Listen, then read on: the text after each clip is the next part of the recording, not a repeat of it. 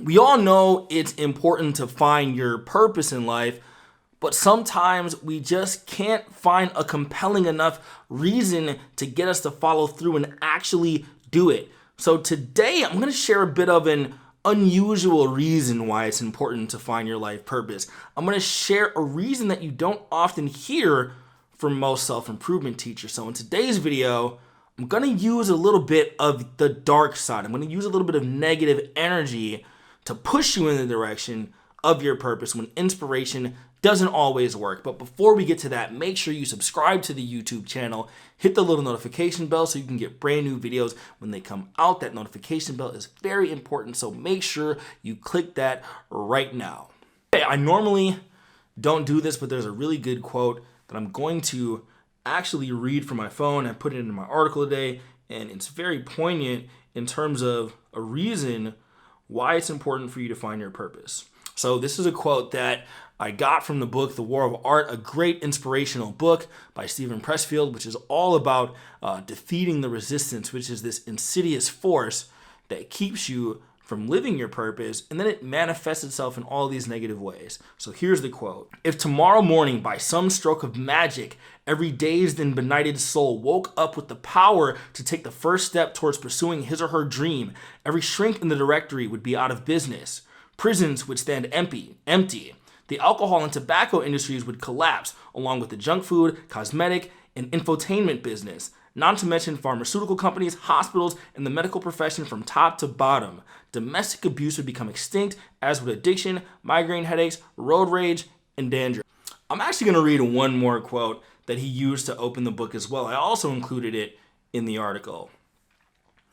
You know, Hitler wanted to be an artist. At 18, he took his inheritance, 700 kronen, and moved to Vienna to live and study.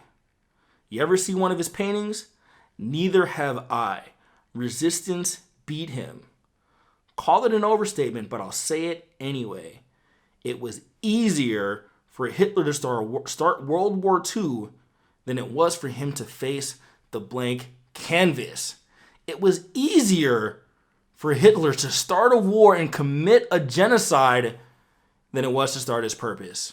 And then there's the other quote about all the manifestations of a lack of purpose. So today, I'm not going to talk about the positive benefits of finding your purpose. I'm going to talk about the negative consequences of failing to find your purpose, of failing not to find something perfect to do every single day of your life, not to be the successful mega entrepreneur or anything like that, but I can just talk about what a lack of meaning does to you. And I'll get more specific here. I'll talk about kind of 3 different little areas. But you can see this manifested in our society, the energy, this dark cloud just permeating through society is a manifestation of a lack of purpose, and people are aimless. You can see it. People are aimless, they're lost, they're diving into nihilism, they are just directionless, they are drifting. Napoleon Hill talks about the concept of drifting and becoming a drifter in his book, Outwitting the Devil. So if you become a drifter, your life leads into many negative scenarios and situations, which I'm going to talk about right now. Situation number one of the unintended consequences, or maybe intended, whatever, is this idea of the tragedy of banality. So the tragedy of banality is this term I coined, which basically talks about the space that a lot of people find themselves in when they don't have purpose. Maybe it's the space you find yourself in. Your life isn't bad. You're not living some tragic existence. You have maybe a good job. It pays the bills. You don't love it. You don't hate it. It's okay. You have good friends. You have good families. You have moments of fun. It's not like your life is devoid of joy. You get to do fun things on the weekend. You get to go on vacations. You have things that you can do, but everything is just kind of okay. It's not great. It's good. And this, for the most part, this quiet desperation that Henry David Thoreau talks about, it's tolerable for the most part. Most days, everything seems fine. Everything seems okay, as long as you can kind of push those negative feelings deep into the recesses in your mind. But every once in a while, you feel like screaming. You feel this visceral feeling of what the heck am I doing with my life? Every once in a while, you get those punctuated moments where you feel your life slipping by and it bothers you, and it doubly bothers you because you're not doing anything about it. And so what does this do? You can see in the common person's life, this manifests itself in so many negative ways, from drowning themselves in distraction, entertainment, and all these coping mechanisms that ultimately don't actually alleviate any of your problems. What it does, it just resets you to go back to work the next day, to go through the groundhog motions every single day. And you live this life where you are just slowly torturing yourself through this Chinese water torture, just drip, drip, drip. You know, the concept of Chinese water torture, they don't beat you up, they don't hurt you, they just drop one little tiny dot of water on your head. Then they do it again, then they do it again.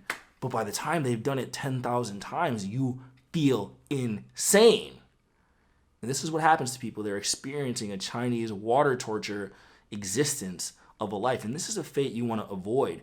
You can just see it on people's faces, man. You can see it. Again, it's not that their life is tragic. It's not that their life is terrible.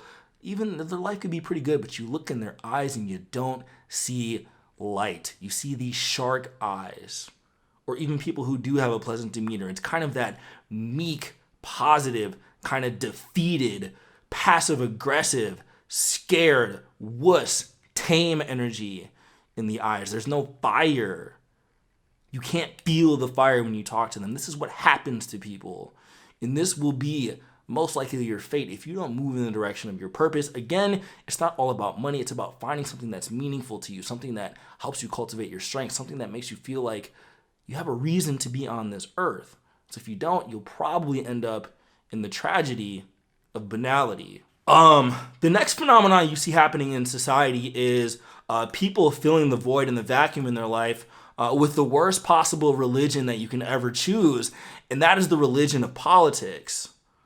So Nietzsche famously had that quote where he said, "God is dead." And what Nietzsche meant by this quote is the fact that people lost their faith in God, and to him, it wasn't important that they believed in some supernatural being. It was the fact that he said that people needed to replace God with some sort of secular humanistic value system that would keep people bound together, that would give people a sense of purpose and direction. And unfortunately, a lot of people have not properly replaced that belief structure, and politics has really filled the void for a lot of people. People are suffering because they're bowing to this altar of politics, and they're getting so outraged. And this is a manifestation of a lack of purpose. It's directly correlated to it. And I look, and sometimes I see these people, I see the vehemence with which they talk about politics. I see their investment in it. I see the evil energy that comes from them when they talk about it. It's like the one subject where people lose their humanity. They don't just lose their own humanity, they lose their sense of humanity in other people. They can't see it because they're so blinded by rage. And all of this is just a manifestation of a lack of purpose. This is what you see when people are fighting in war zones in the middle of the street at night, or debating Facebook comments, or getting in yelling matches, or disavowing their family and friends. People are hurting. They're hurting because they lack purpose in their life, and they're using politics as a substitute. And it's one of the worst substitutes because it has all the negative aspects of a religion and none of the positive aspects. It has the condemnation aspect of a religion. It has the adherence to a strict set of morals, whether or not they're actually good, of religion. But it doesn't have the redemptive aspect of religion. It doesn't have the forgiveness aspects of religion. So it has all the bad things, but none of the good things. And it's this lack of purpose where people, they outsource their agency to politicians who are the worst people to hand the reins over of your life to. You know, I have this saying where I don't want the all police to come and get me, so I won't say all politicians, but most politicians are either extremely incompetent, sociopathic, or both. Most of them are both. And people outsource their agency to them because they lack purpose. People who have a purpose for their life don't have an identity that's predominantly shaped by their politics. It's just unless their passion is politics, which again is usually BS. And that's where you see all this culture war stuff, all this political negative energy. It's getting really bad. It's getting really toxic. It's getting to the point where it's becoming physically violent. It's not good. And one way where you can get out of there, where you can escape, is to find purpose for your life. And of course, I have several other videos that I can even link to talking about how to do that. But I just want to make sure that you understand how important it is, because you can dive into all these other pitfalls. The last pitfall I mentioned is kind of the idea of vices and alcoholism and drug abuse. You see anxiety on the rise. You see depression on the rise. You see suicide on the rise. A lot of this is due to a lack of purpose, guys.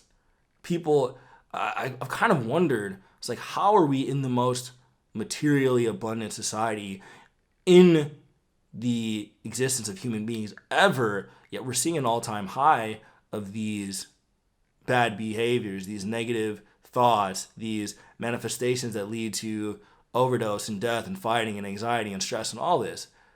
It's because we have a lot of the things that we want materially, but we don't have that meaning equation solved. When you don't feel like your life means something, it's kind of a disquieting, discomforting feeling. So you have to fill that void with something. Great thing about drugs and alcohol, they turn off that voice in your mind that tells you, that whispers to you and lets you know that you're in that pit of quiet desperation. You get to turn that off. But then you got to keep doing them over and over and over again. And then you get addicted. There's people suffering from anxiety and depression and things caused by their circumstances. A lot of the reasons why you might feel anxious or depressed is because your life sucks. If you look around in your life, you don't see any reason to be happy, then why would you be happy? If you look at your life and you don't think that it means anything, of course you would dive into nihilism. Of course you would construct this reality in your head where nothing matters, which allows you to drift into all of these negative activities. So, look at that quote that they used to begin the post. All of these maladies come from a lack of purpose.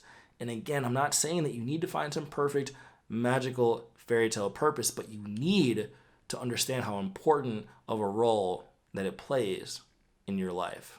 Okay, if you want to find your purpose, there's a book that I wrote specifically about that process. It's called Real Help, and It's Guide to Self-Improvement. Make sure to check that out. If you really want to take the next step, if you're on YouTube, you'll see it in the description. If you're on IG, link in bio, all other platforms, I will share a link to it. You can just Google it, be a little bit of a self-starter, and find the book. Make sure to do that. If you are on YouTube, make sure to subscribe to the YouTube channel, hit the little notification bell so you can get brand new videos when they come out. Smash that like button if you enjoyed the video. There should be some videos popping up in front of your face right now. Make sure to check those out, and I will see you on the next video.